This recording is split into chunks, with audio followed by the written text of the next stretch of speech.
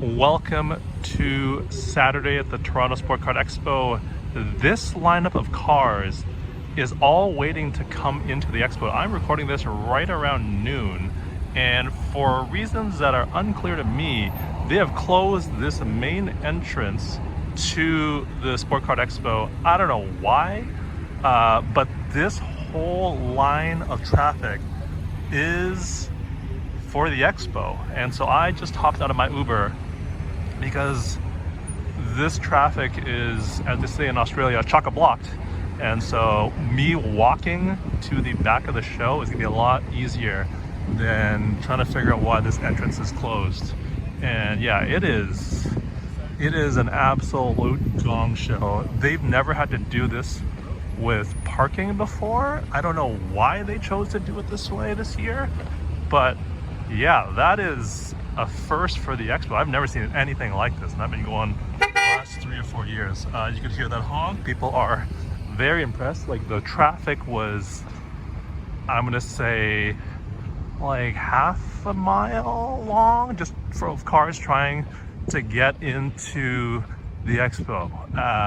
So who knows what that'll look like on the inside, but it suggests that it is gonna be an absolute madhouse. You can see the entrance is way at the back, where that sign is over there. So we're still on its way. I didn't recap my end of day show on Thursday because honestly, I just forgot, because I kind of got wrapped up in some stuff. Just walking around, trying to meet my goal of going through the entire floor plan within the Thursday. I did not make it all the way through. I instead only made it through 3/4 of the show floor. So today should be pretty easy to wrap up the remaining quarter and also pick up my cards from Ship My Cards, which I will probably show you later on in this video. One other thing that happened last night is I went to the Jeremy Lee social event, and that was a good time. I sat down with a few folks that I'd never met before and had chat with them all night. I was thinking about making some video there just to film it, but honestly, I again forgot because I was having a good time chatting with some new hobby friends, so that was fun. And then I got home, and that was it for the Thursday. But yeah, you can see there seems to be no room at all in the parking lot for the expo, and yeah, should be interesting to see what it looks like when we get there. More confusion. I don't know what is happening here, but all this parking space is empty in the parking lot. It is reserved. It says no entry here. I don't know what is going on, but something is happening here at the expo that honestly doesn't make a lot of sense. You can see a lot of space up there as well, and yeah, not a whole lot of things making sense here other than the spot tire. All right, we are getting to the front here. Doesn't seem like there's much of a line, which is nice. Again, it's like 12:30 and the show started at 10, so this is not a surprise. A lot of smokers out front. I missed the hot dog guy, if I'm being honest. There's a legendary guy outside the venue who would sell hot dogs, and it was great. This is the entrance to the expo, and it's a lot busier than Thursday, that's for sure. This thing is rammed. I can't even see. That's how busy this place is. So this will be a lot harder to move around today than it was on Thursday, that's for sure. But this is quite busy here. Let's go down this row as I make my way over to the Ship My Cards booth. Let's see here. Yeah, this thing. The good thing about the expo is that there's plenty of space in the aisle, so you can move around pretty smoothly, as you can see here. But yeah, this is a lot. This is a lot. Oh look, it's a Comp C booth with a nice little spinny wheel. All right, that's it for now. But you can see everywhere you go, throngs of people. Nothing quite explains the state of the expo than this booth right here, which is called Sports Cards, and it's got a Sports Cards logo. They have 5 showcases, and you can see one of them has sports cards, 2 of them have sports cards, and then the other 3 are all TCG. Sorry, I should have done that before. Even though they're We now have a drone sighting at the Toronto Sport Card Expo. Can't say I've ever seen that at a card show before. Where'd he go? There he is. There he is. A drone sighting. You can see it all here at the expo. Just had my late lunch break at a plaza just across the street from the expo. That is the cheat code for food. If you don't want to pay a lot of money for mediocre food inside the Sport Card Expo, I usually go to this Firehouse Subs here, but there's also an Osmo shawarma place, a Freshie, a Burrito Boys, and for my fried chicken lovers out there, Popeye's Fried Chicken. And so now I'm walking back around 4:30. We'll see how things are inside.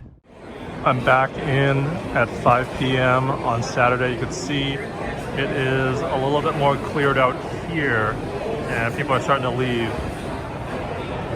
But still a fair amount of people, as you can see here, and here, and even over here. So now, it's all good. If you're looking to stay late, still plenty busy here at the expo on Saturday, and I will be going to the trade night after the show, so we'll see how that goes. It's 6 p.m. We are walking up the trade night. There is a line forming. I'm with my buddy Tori. Say hi, Tori. Hey guys. There he is. So we're walking in, and we'll see what it looks like. So we're at the trade night. It started at 6 o'clock. It is now almost 6:30, and it is already quite busy here. You can see this is a bit of a bigger trade night than I have seen in previous years. So this is cool. It's almost 7 p.m. and I've made a huge mistake at trade night. I was too busy looking around at everybody's cards. Now I want to sit down, and there are no more seats to be had. Absolute amateur move by me. Rookie mistake. This is on me. Oh no.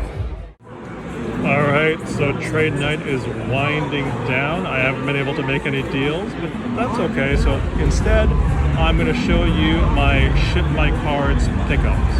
The first one here you can see is a 2005 Finest Kyle Lowry Superfractor 1/1. It says rookie card here. There it is. And on the back, obviously, it has the 1/1 for a Superfractor, but it's actually an XRC. It was a redemption from the previous year before Lowry's rookie year. So, in theory, this is the first Superfractor of Kyle Lowry. And so that's a little extra bit of difference in the Superfractor. Next up is my guy, Joel Embiid. This is a Prism Variation Gold. And as gold in the Prism era, they are numbered out of 10. This is a BGS 9.5. Next up, we have some WNBA. We're going to start it off first with this Sue Bird autograph rookie card. These are serial numbered out of 2002, as you can see there, and then it is an autograph in-person auto. That is a really cool autograph, actually, if you see there in the silver ink. So that's really cool. This is a much more interesting Sue Bird rookie card, in my opinion. Again, it is an in-person auto, but it's also a patch card. So you can see the card itself is a 6th grade. The auto is a 9, which I think that's fair. But the cool part about this patch right here is that if you flip it to the back, it says this card contains a piece of the jersey worn by Sue Bird in her very first WNBA game for the Seattle Storm. So this is basically a debut game jersey rookie auto for Sue Bird, one of the WNBA GOATs. Next up is a card that I talked about previously. I won this card in Golden a month or 2 ago. This is an Asia Wilson rookie auto. there's only 500 of these, and for this one, I would assume there's anywhere between 150 to 200 of this version. Now for my two favorite pickups. This is the much discussed Duck Hunt Randy Johnson card, or Duck Hunt inspired Randy Johnson card. This thing looks so freaking cool. As you all may know, Randy Johnson killed a bird with one of his pitches during his career, and so it's part of Project 70. Tops a few years back, someone named Jonas Never, who was an artist, took that incident and turned it into this really cool card. And this is a refractor card, parallel, and this is serial numbered out of 70. There you go. That is like in my PC for sure. This is such a cool looking card, and it's so cool looking because of the refractor, but also makes me laugh every time I see it. And then lastly, we have 1996 SP. It's a Gretzky, Lemieux, Eric Lindros, Peter Forsberg, SPX Force. You can see the X die cut. You can see the XPX, or the SP, sorry, moving in the background, like Gretzky's moving, depending. He's smiling, he's happy, he's sad. Mario's not doing much. He's pretty static. But yeah, this is pretty cool. And then the gold, I didn't realize it was this gold, if that makes any sense. I thought it was more black. But yeah, this card is awesome. A couple of people I've showed it to have also said that this card looks really cool. I really like how the SP logo really moves in the background here, both on the border, but then also the background moving inside the card here. So this is really cool. I really find it funny that Gretzky's smiling, and then he's not smiling. He's smiling, no smile. Whereas everybody else is not really changing their demeanor here. That's interesting. Look, why, Gretzky, Wayne, why are you sad? Why are you happy? Why are you sad? Why are you happy? Anyways, those are my pickups from Ship My Cards today at the Toronto Sport Card Expo. And I think that'll be it for this video. Thank you as always for listening and watching. I'll talk to you all soon. Cheers.